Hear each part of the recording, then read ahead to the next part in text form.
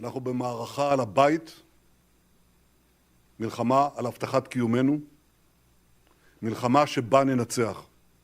המלחמה הזאת נכפתה עלינו על ידי אויב מתועב. חיות אדם שחוגגים רצח נשים, ילדים וקשישים.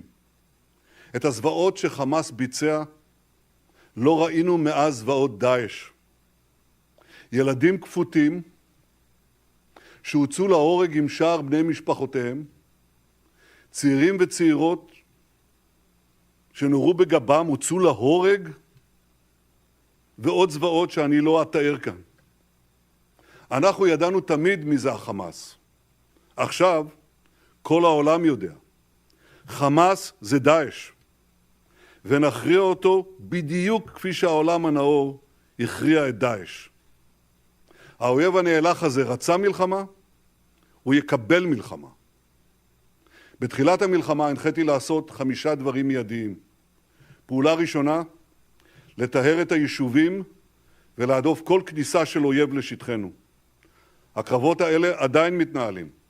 מספר מחבלים שפלים עדיין נמצאים בתוכנו, וכוחותינו עובדים מסביב לשעון כדי לחסלם. פעולה שנייה שמתבצעת ברגעים אלה, לעבור להתקפה מסיבית נגד חמאס בעוצמה שלא הייתה כמותה.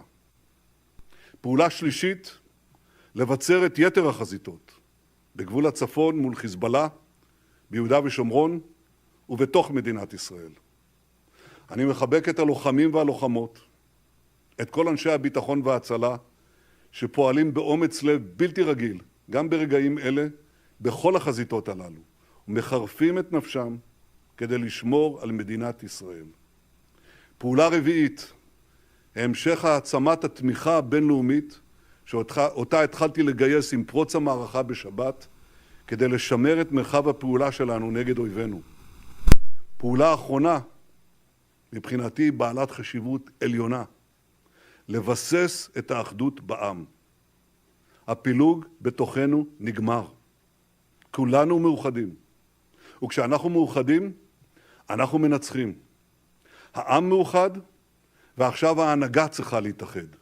אני קורא למנהיגי האופוזיציה להקים מיד ממשלת חירום לאומית ללא תנאים מוקדמים, כפי שהוקמה עם מנחם בגין ערב מלחמת 6 הימים. אזרחי ישראל היקרים, התחלנו, ואני מדגיש, רק התחלנו להכות בחמאס. התמונות של החורבן וההרס ממעוזי החמאס בעזה הן רק ההתחלה. חיסלנו מאות רבות של מחבלים, ולא נעצור שם. אמרתי שכל מקום שממנו פועל החמאס יהפוך לאיי חורבות. זה כבר קורה היום, וזה יקרה ביתר שאת בהמשך. אני נמצא בקשר רציף עם הנשיא ביידן, ואני מבקש להודות לו שוב, בשמכם כל אזרחי ישראל, על ההירתמות של ארצות הברית במילים ובמעש למען ביטחון ישראל. נושאת מטוסים אמריקנית, מהגדולות בעולם, נמצאת בדרכה לאזורנו. אויבינו המשותפים במרחב מבינים היטב את המשמעות של צעד זה. כמו כן אני רוצה להודות למנהיגים רבים בעולם על תמיכתם חסרת התקדים בישראל. אזרחי ישראל, אני חייב גם לומר לכם, יש הרבה פייק ניוז ותעמולה כוזבת שמתפרסמים במטרה להפחיד אותנו, לפלג בינינו, כמו הפרסום על עשרות מנהרות חודרות לשטחנו, או הפרסום הכוזב כאילו המודיעין המצרי העביר אזהרה מוקדמת לישראל לפני פרוץ המלחמה, דבר שלא היה ולא נברא. אסור ליפול למלכודות התעמולה האלה, וצריך גם להצטייד במה שהכי דרוש במלחמה, באורך רוח ובקור רוח. אני יודע שכולנו רוצים תוצאות כאן ועכשיו. זה ייקח זמן. אבל אני מבטיח לכם, אזרחים יקרים, בסיומה של המערכה, כל אויבינו ידעו שזאת הייתה טעות איומה לתקוף את ישראל. מה שנעשה לאויבינו בימים הקרובים יהדהד אצלם לדורות. כבר היום שדה הקרב רווי במעשי גבורה עילאיים של אנשינו, של חיילים, של שוטרים, של אזרחים. ראיתי את הסרטון של האלוף זיני עומד היום יחד עם חייליו אחרי שכוחותינו חיסלו מחבלים.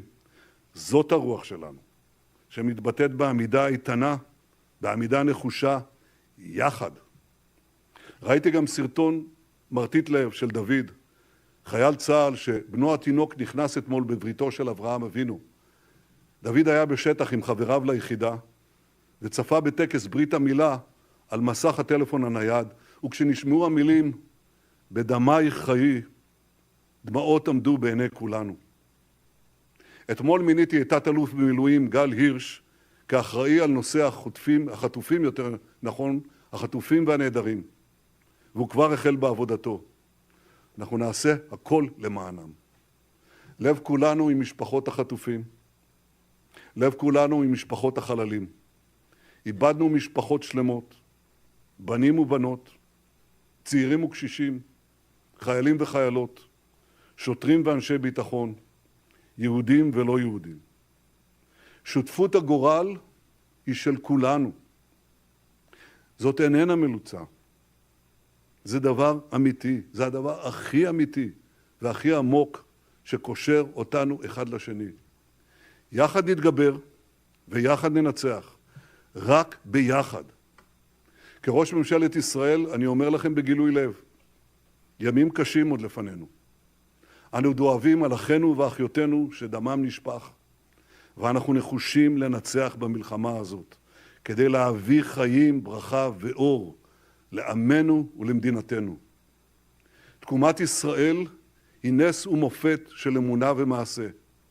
בספר שמואל נאמר, נצח ישראל לא ישקר.